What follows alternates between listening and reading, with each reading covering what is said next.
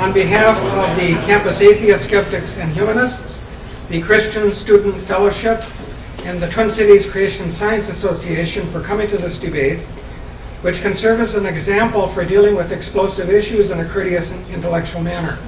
My name is Ross Olson. I'm on the board of Twin Cities Creation Science Association. I was educated at this institution, both undergraduate and medical school, and never heard any evidence against evolution. It was 10 years later that I began to research it and discovered a powerful case against it, and I changed my mind, although it took a long time to do so. Now, perhaps a few might change their mind tonight, one way or the other, but even for the vast majority who do not, I think it's our hope that there will be a new respect for the other side of the issue. You may be sitting next to someone that you might consider an enemy. Now, those of us who come from... Yes, in case of a water landing, you may use the person beside you for a flotation device. Those of us who come from the Christian perspective know that we're supposed to love our enemies, and I have sensed the same sort of attitude from the Campus Atheists, Skeptics, and Humanists in my contact with Nick Wallen, and I thank him for his cooperation in setting this up. A few years ago, I was invited to speak at a gathering that was chaired by Matt Stark, former chairman of Minnesota ACLU. He introduced me by saying this: unlike theists, we do not believe in revelation.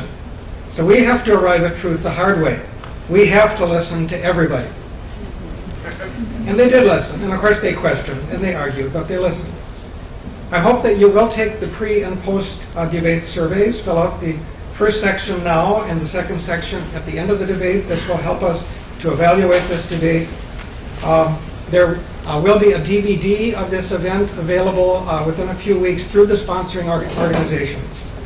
I would now like to introduce our moderator, Dr. Mark Dorillo, Assistant Professor, Ecology, Evolution, and Behavior, UNM Twin Cities, and he will introduce the debaters and explain the format.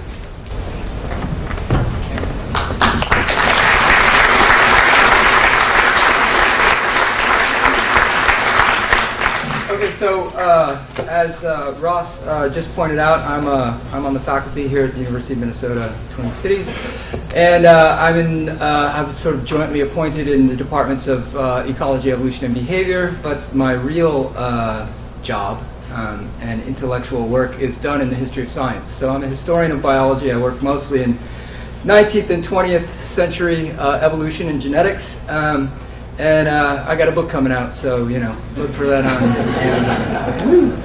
That'll be sometime in the summer.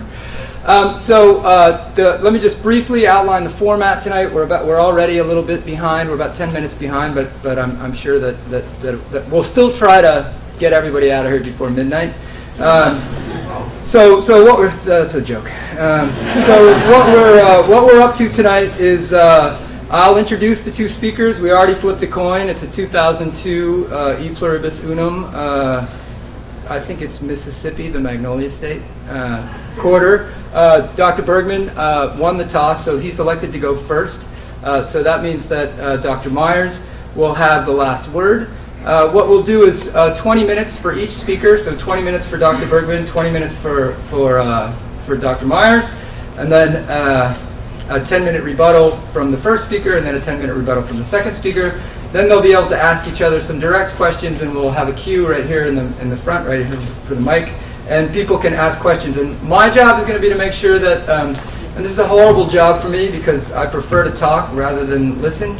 That's why I'm a professor. I like to profess, and I do have opinions on this issue, obviously, but I want to try to keep the speakers to the format, and I'd also like to keep the folks who have questions, try to formulate a question in as concise a manner as possible.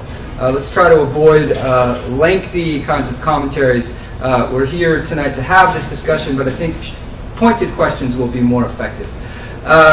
So that's meant to happen around 9 o'clock. We'll do that for like 20 minutes, and then the last bit will be sort of 5-minute closing statements, first from Dr. Bergman and then from Dr. Myers. Any questions so far? All right, fine. So I've introduced myself, and Dr. Olson introduced himself, and congratulations on getting a nice crowd out here this evening. The two preliminary debaters this evening are Dr. Jerry Bergman. Dr. Bergman has a PhD that he earned in 1992 in human biology from Columbia Pacific University. He's got multiple master's degrees. He's taught at various institutions and is currently, I believe, an adjunct professor at the Medical University of Ohio and an instructor at, is it Bowling Green or Bowling Green? Northwest State. Northwest State. He's also the author of a book called Slaughter of the Dissidents, which is on sale now in the back of the room. If you don't have a copy, you can purchase one there. So that's Dr. Bergman. On my left is Dr. P.Z. Myers. Dr. Myers received his PhD in 1989 in biology from the University of Oregon. He's taught at the University of Utah and Temple University, and is currently a professor of biology at the University of Minnesota Morris, where he works in developmental biology in particular. You may know his name from the blog Pharyngula, which is an explosively popular blog on the Science Blogs Consortium that's run by Seed Magazine. And he also writes a column for Seed, working on a couple of book projects. Sort of, yeah, a couple of book projects simultaneously. This is the nature of the business. And so I think without further ado, I will give you Dr. Bergman. So, Dr. Bergman, you've got a light right here, okay? Okay, thank you very much for that introduction. Before I start, I want to congratulate P.Z. Myers on the good job he did in the film Expelled. Of the opposition, his was the most rational, most reasonable, and I don't know why he didn't end up on the cutting floor. Why did they include him? I don't know. He must have felt we needed to have some reasonable people on the other side. But at any rate, the question is, now this wasn't my choice, this topic, but the question is, should ID be taught in the schools? And the answer is very simple. It is now everywhere. And I've done a number of surveys which documented the fact that it is taught everywhere in the schools. First, let me give you a definition of evolution. Evolution is a word where you can define in many different ways. You can define it in a way where everybody agrees, or ways in which hardly anyone disagrees. And the definition that I like is from the goo to you by way of the zoo, or, from molecules to man, which was actually the title of a biology book published a few years ago. The concern is not the survival of the fittest. That's obvious. It's obvious if you're more fit, you're more likely to survive. That's like saying rich people have a lot of money. That's not the concern. The concern is the arrival of the fittest. Where does the fittest come from? And in my area of research, cancer research, we're looking at mutations. Spent a lot of time looking at mutations, and it's fairly clear the effect that mutations has on the genome. And that's what I wanted to talk about today, but what do? You have to go along with the rules, so here we go. Scientists have proposed several theories as to the origin of biological information. Gemmules was one of Darwin's favorites. Panspermia was also talked about. Orthogenesis, Lamarckianism, and so on. The view which is accepted today, by and large, is mutations. And in my conclusion, there is a serious problem with assuming that mutations is the origin of biological information.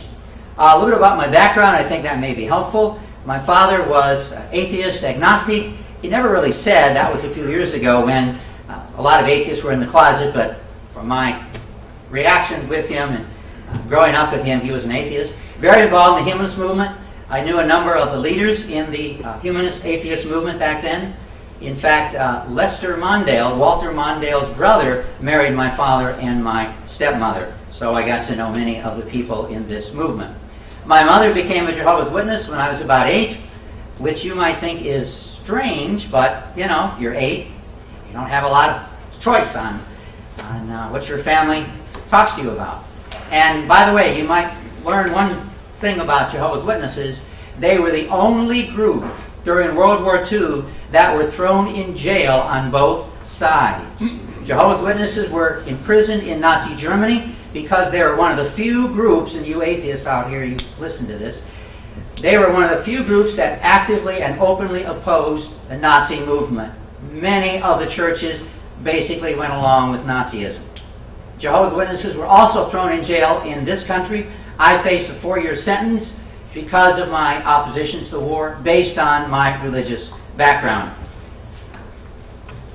And when I was a Jehovah's Witness, I always read a lot, mostly in science, but I also read a lot about Jehovah's Witnesses. And I began to read everything I could find on the witnesses, at first to defend them, but as time went on, I found it more and more difficult to defend the witnesses.